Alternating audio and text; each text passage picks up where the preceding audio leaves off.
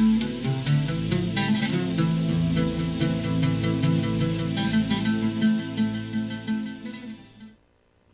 para pemirsa yang dimuliakan Allah Subhanahu wa taala, kita sudah berada di segmen terakhir di Ustaz Menjawab pagi ini dengan tema menjadi pelopor kebaikan seperti Nabi Ibrahim alaihissalam. Tadi ada pertanyaan tentang kurban yang masih belum terjawab ya. Terpotong karena iklan. Ya, mungkin Ustaz melanjutkan, tafadhol. Ya, baik. Ada catatan yang paling penting yang kita ingat bagi panitia ini. Yang pertama, kita harus ketahui bahwa kita sebagai panitia ini hanyalah sebagai wakil atau pelaksana tugas dari pemilik hewan kurban. Ya. Jadi ketika kita menjadi wakil ini, tentu kita masih punya ikatan atau hubungan dengan pemilik hewan kurban yang pertama tadi. Walaupun ketika hewan kurban itu disembelih, itu ketika hewan kurban disembelih itu sudah menjadi milik Allah Subhanahu wa taala. Tapi bagi pemilik ini boleh mendapatkan sepertiga dari hewan kurban ini.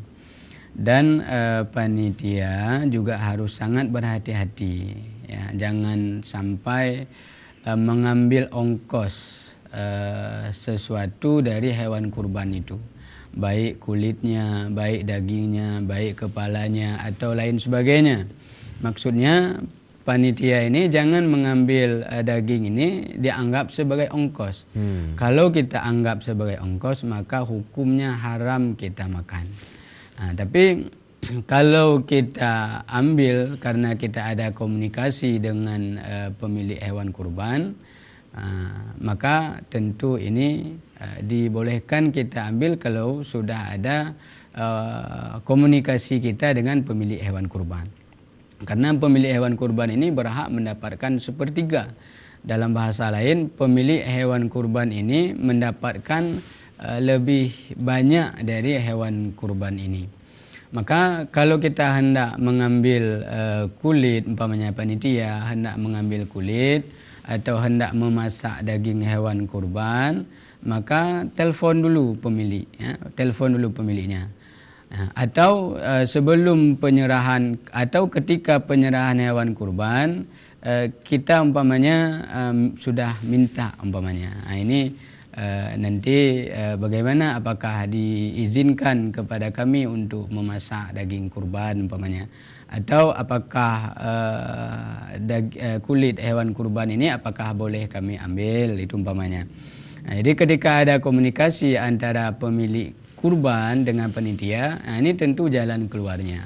Ya, artinya panitia ini jangan menganggap bahwa hewan kurban ini ketika diserahkan sudah menjadi hak milik panitia. Tentu ini pemahaman yang tidak dibenarkan oleh agama. Jadi ketika hewan kurban disembelih, saya ulang sekali lagi, itu menjadi milik Allah Subhanahu wa taala. Apabila kita tidak hati-hati dalam masalah ini, panitia langsung menjual kulitnya, langsung menjual kepalanya, tentu ini ditegur oleh bahasa Nabi. Apa Nabi katakan? Man ba'a jilda udhiyatihi fala udhiyata lahu. Hadis sahih riwayat Imam Al-Baihaqi dan Imam Al-Hakim. Barang siapa yang menjual kulit hewan kurbannya, maka dia sama dengan tidak ada kurban, sama dengan tidak berkurban. Atau umpamanya ada kesepakatan sebelum penyerahan umpamanya. Ini kata panitia, bagaimana kalau kulit hewan kurban ini kami jual sebagai ongkos kami. Maka tentu ini sangat dilarang oleh agama. Maka pemilik hewan kurban ini memberikan kepada panitia sebagai bentuk sedekahnya, sebagai bentuk sedekah dari pemilik hewan kurban ini. Maka ya saran saya atau nasihat saya kepada panitia dan kepada pemilik hewan kurban, maka berhati-hatilah tentang amanah hewan kurban ini. ya kita jalankanlah sesuai dengan yang diperintahkan oleh Allah dan oleh Rasulnya, dan sesuai dengan apa yang tertulis di dalam kitab-kitab yang sudah dikarang oleh para ulama. Jadi kita harus banyak bertanya tentang masalah hewan kurban ini. Di tempat kita, di daerah kita, tentu ada orang yang alim, ada orang yang pandai. Ya, coba kita tanyakan bagaimana jalan keluarnya atau status hukumnya kalau kita hendak menikmati daging hewan kurban ini. Mudah-mudahan ya Allah Subhanahu wa taala yang memberikan kelancaran kepada kita semua, diberikan rezeki yang mudah oleh Allah sehingga kita bisa berkurban pada tahun ini. Mudah-mudahan rahmat Allah dan ridhanya selalu bersama kita. Amin ya rabbal alamin. Ya, baik para pemirsa yang Allah muliakan. Jadi memang sangat menarik kalau dibahas berkaitan dengan kurban, karena memang sudah semakin dekat dengan hari kurban itu. Ya. Baik, kembali kita ke tema Nabi Ibrahim ini ya, Ustaz ya. Ya. Menjadi pelopor kebaikan ya, seperti Nabi Ibrahim alaihissalam. Jadi termasuk dalam masalah kurban ini juga ya, ada doa dari Nabi Ibrahim setelah beliau membangun Ka'bah. Ya. Ya. Ya, bersama dengan Nabi Ismail. Ya. Beliau berdoa, Rabbana taqabbal minna innaka antas samiul alim. Ya. Baik, kita terima dulu nih Ustaz. Assalamualaikum. Assalamualaikum. Waalaikumsalam warahmatullahi wabarakatuh. Dengan puas sekali saya dengar dari Pak Ustaz ini juga narasumbernya. Jadi ini ada pertanyaan saya satu lagi untuk Tengku Pak Ustaz ini dan juga dengan Pak narasumber ya. Pak Tumbuh moderator, terima kasih atas waktunya. Pertanyaan saya ini misalkan saya ada lembu atau kambing yang atau kerbau yang saya kurbankan, sudah ada di tangan saya. Hewan yang akan saya kurbankan. Jadi saya bilang sama orang, ini kurban saya di tahun ini. Hukumnya nih Pak Tengku Pak Sar ini gimana nih ya? Pak, boleh saya makan pada saat itu kurban itu Pak Tengku Sar ini? Terima kasih ya Pak Sokna. Assalamualaikum warahmatullahi wabarakatuh. Waalaikumsalam warahmatullahi wabarakatuh. Ya, silakan. Ya. Ini juga sering ditanyakan oleh masyarakat. Ya, betul ya. Memang kalau kita buka kitab-kitab fikih itu memang langsung tertulis ya. Jadi kalau seandainya ada seseorang mengatakan bahwa ini hewan kurban saya. Nah, jadi banyak sekali saya baca literatur kalau ada orang mengatakan ini hewan kurban saya, maka itu sudah wajib dia berkurban. Tapi saya khilafnya atau berbeda dari pendapat itu saya belum ketahui. Tapi yang saya ketahui kalau ada orang yang mengatakan seperti ini, maka itu sudah disamakan dengan hewan kurban nazar. Nah, karena disebutkan wala ya'kulul mudhahi syai'an minal udhiyatil mandhurah. Kalau hewan nazar itu tidak boleh dimakan sedikit pun oleh empunya yang berkurban itu.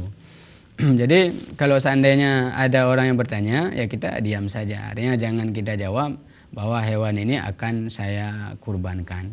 Nah, cuman panjang lebar tentang masalah ini ya saya juga tidak mengetahui, atau dalam bahasa lain khilaf dari masalah ini apakah ada. Tapi yang saya ketahui begitu, kalau seandainya ada orang mengatakan ini hewan ini saya jadikan hewan kurban, atau hewan ini hewan kurban saya, jadi ketika ada orang yang mengatakan seperti ini, maka itu sudah jatuh kepada hukumnya kurban wajib. Dalam bahasanya tidak boleh lagi dimakan oleh pemiliknya. Atau mungkin ada yang lain, Ustaz? Ya, memang seperti itu yang pendapat yang masyhur ya. Meskipun memang ada sedikit yang minoritas yang berpendapat itu hanya sebatas kalau untuk sekedar ikhbar, untuk ditahukan. Memberitahu ya. Nah, ini tidak sampai kepada nazar. Wallahu a'lam. Itu ada kajian juga dalam fikih mazhab Syafi'i juga.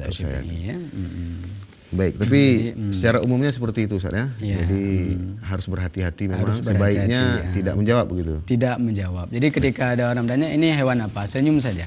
Jadi kemudian itu juga kenapa kita tidak boleh langsung menjawab. Yang pertama supaya jangan ada timbul ria dalam hati kita.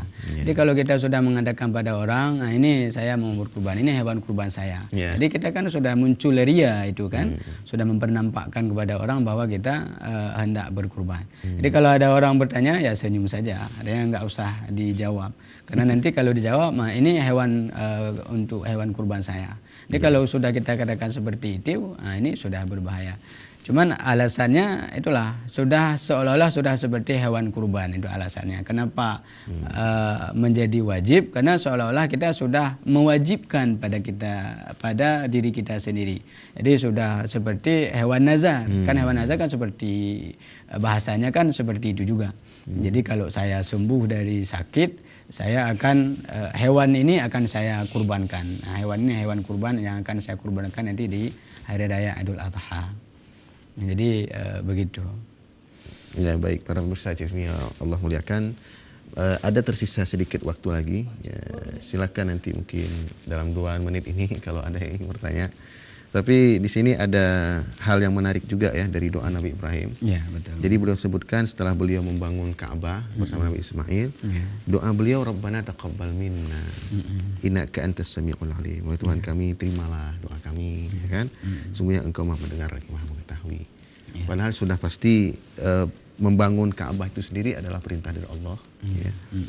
Tapi beliau masih seperti cemas gitu kan. Antara harapan dan khauf dan kekhawatiran gitu kan. Maka beliau berdoa, ya Allah terima ya. Ini kan menunjukkan bahwa beliau tidak berbangga-bangga dengan kebaikan yang beliau lakukan ini. Nah, ini mungkin masukan dari Ustaz bagaimana? Terakhir termasuk masalah kurban. Ya, baik. Ini kaitannya juga dengan masalah kurban.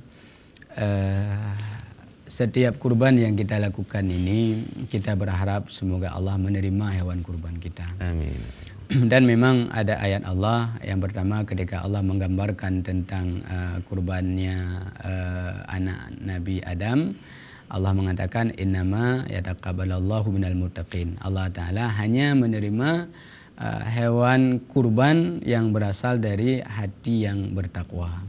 Jadi ada di situ kalimat yataqabbalu, artinya menerima. Kemudian kita lihat Nabi Ibrahim juga begitu. Setelah Nabi Ibrahim selesai membangun Ka'bah, Nabi Ibrahim malah berdoa kepada Allah. Beliau takut jangan-jangan ibadah beliau itu tidak diterima oleh Allah, membangun Ka'bah itu tidak diterima oleh Allah. Jadi berkurban itu takut tidak diterima oleh Allah, sehingga beliau berdoa kepada Allah supaya diterima oleh Allah Subhanahu wa taala. Baik, para pemirsa ACTV yang dimuliakan Allah Subhanahu wa taala, demikian saja yang bisa disampaikan dalam pertemuan Ustaz Menjawab pagi ini. Terima kasih kepada Tengku Safa ini dan juga kepada para pemirsa ACTV dimanapun Anda berada.